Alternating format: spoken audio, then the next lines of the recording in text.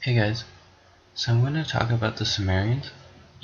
So the title of this presentation is called The Power of Religion in an Ancient Civilization, the City-State of Sumer. So who were the Sumerians? They were an ancient group of people who predated any other race in recorded history. They founded the first civilization called Mesopotamia, which was located in modern-day Iraq. The Sumerians later split off from the civilization and founded a city-state called Sumer. Sumer was located where Mesopotamia was. So Sumer thrived because of their economy. They were an agricultural society who grew different varieties of crops, including corn and rice. Sumer was surrounded by two rivers, which were the Euphrates River and the Tigris River. These rivers were a necessity for the Sumerians because the rivers flooded every year, which left behind a material called silt. This silt nourished the soil every year, which was needed for a prosperous crop season.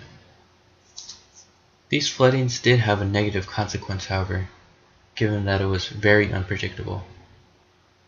The floods could overflow, which would destroy property and lives, or the floods could even underflow and have their economy crash because of the lack of crops. So let's talk about the government. Sumer was a theocratic society, and a theocratic society, power, religious power, and political power often went hand in hand. Each city in the city-state had priests who held almost all of the power. And there was a priest who was superior to all the other priests, and this priest was called the priest king. So I'm sure some of you are wondering why the priests were given so much power. Well, the priests had rituals that were meant to predict the inconsistent floodings. They had the job of communicating to the gods to plea for a prosperous crop season. Since the Sumerians' livelihood depended on a successful crop season, they looked to the priests for security. Since the priests were seen to have the control over the entire Sumerian economy, they were also given political powers. So what did they do with all this power? Well, the most significant and the most dominant thing that the priests did was construct ziggurats in cities. Ziggurats were the largest building in the entire city, and they towered over the rest of the buildings. The ziggurat was meant for priests and religious people only, and the priests that were in these ziggurats were seen as higher, not only mentally but also physically, because they were in a higher elevation than the commoners.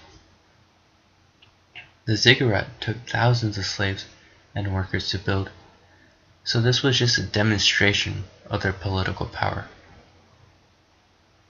So obviously, the priests couldn't really talk to the gods and predict future floodings, and they eventually lost all their powers to more pragmatic leaders. This occurred because of the creation of an effective irrigation system. The irrigation system made the floods safe and consistent, so the priest's power of prediction became obsolete. The commoners' support of the priest's predictions is how they obtained their powers in the first place. So when the commoners didn't need to look for the predictions, the priests eventually lost all their powers.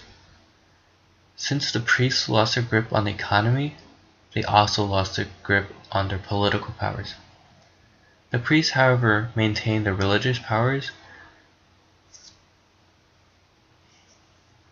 and historians study this phenomenon because it teaches us about human nature